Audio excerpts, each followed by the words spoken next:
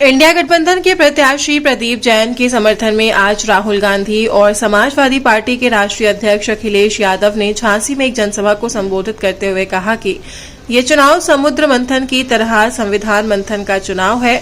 उन्होंने कहा कि ये सरकार बुंदेलखंड के किसानों के साथ छल कपट कर रही है एवं महंगाई की मार से किसान परेशान है। वहीं राहुल गांधी ने भाजपा सरकार एवं आरएसएस पर निशाना साधते हुए कहा, ये लोग संविधान को खत्म कर रहे हैं, लेकिन इंडिया गठबंधन संविधान को खत्म नहीं होने देगा, जो अंबेडकर साहब और महात्मा गांधी की नीतियों पर हमेशा चला है और चलेगा। वहीं इंडिया गठबंधन ने बीजेपी पर जमकर निशाना साधा। इस कांग्रेस की सरकार ने जो सुविधाएं भी दी थी बुंदेलखंड को, उन बुंदेलखंड की सुविधाओं को भी इन्होंने रोक दिया। जो बीजेपी की सरकार आई, इनके 10 साल में 1 लाख किसानों ने आत्महत्या की। और उत्तर प्रदेश में अगर किसानों ने सबसे ज्यादा आत्महत्या की है तो हमारे बुंदेलखंड के किसानों ने आत्महत्या की है।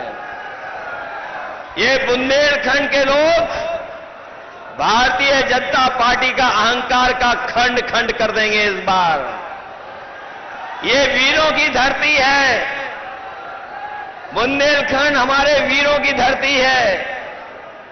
ये पहचानती है उनका दुश्मन कौन है।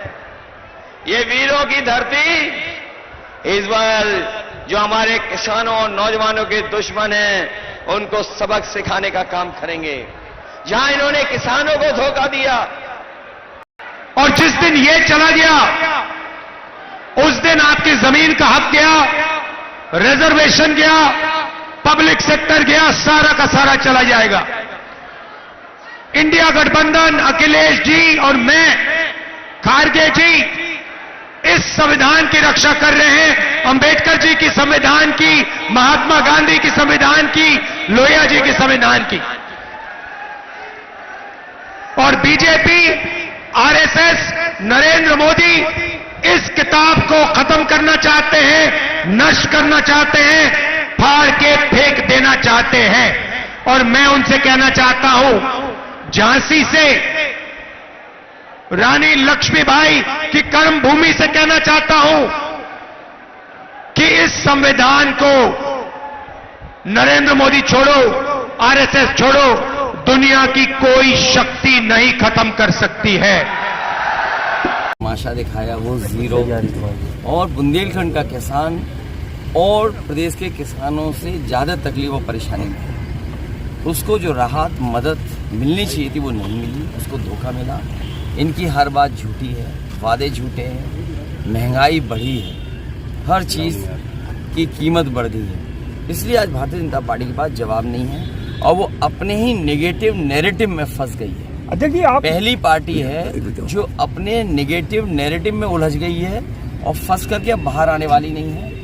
जो मन की बात करते थे, जो आत्मतुष्टिकरण में प्रसन्न रहते हैं, मन मर्जी से काम करते हैं, उन्हें संविधान की बात सुननी होगी और संविधान की बात से ही बात बनेगी। और वही संविधान हमें आपको सम्मान, हमें आपको अपना अधिकार देने का काम करेगा। झांसी में भारतीय जनता पार्टी की विदाई की झांकी तैयार हो रही है। ठीक, अध्यक्ष जी, आप लॉ एंड ऑर्डर पे, अध्यक्ष जी आप मुख्य धारा हैं गठबंधन के। आपसे 2 क्वेश्चन है हमारे।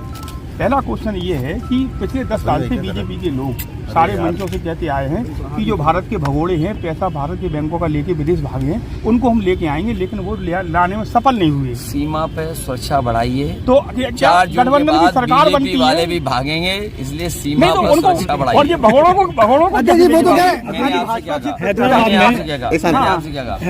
सीमा पर सुरक्षा बढ़ाइए। 4 जून के बाद एक सवाल अखिलेश जी, अखिलेश जी पोलिंग के दौरान मुस्लिम महिलाओं को बुर्का उनकी पहचान चेक की है। इसीलिए मैंने कहा बीजेपी का जो नेगेटिव नैरेटिव है, जो उनके नकारात्मक राजनीति है, नकारात्मक नफरत भरी राजनीति।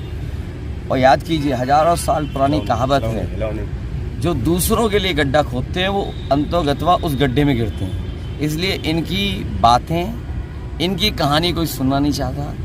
बीजेपी का हर डायलॉग अब घिसा पिटा दिखाई दे रहा है। वो तो कह रहे लॉ एंड ऑर्डर पे चुनाव लड़ेंगे। एक डायलॉग और है, वो तो क्या लॉ एंड ऑर्डर पे चुनाव लड़ रहे हैं। हमने लॉ ऑर्डर कर दिया, ऑर्डर अलग गिरा पड़ा।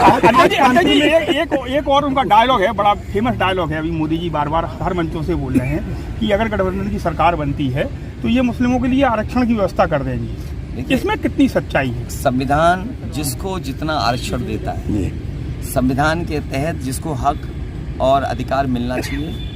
अब बात बड़ी हो गई है, आबादी के हिसाब से जिसका जितना हक है वो मिलना चाहिए।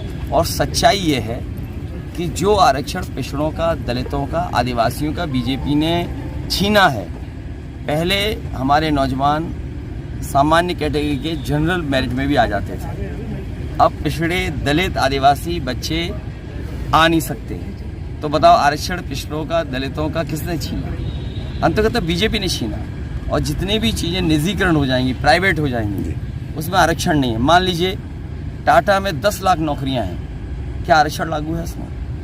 आपके और बड़ी बड़ी कंपनियां हैं, उसमें प्राइवेट नौकरियां हैं, मान लीजिए, और 2 नंबर 3 नंबर पे जो उद्योगपति हैं, क्या उसमें आरक्षण है?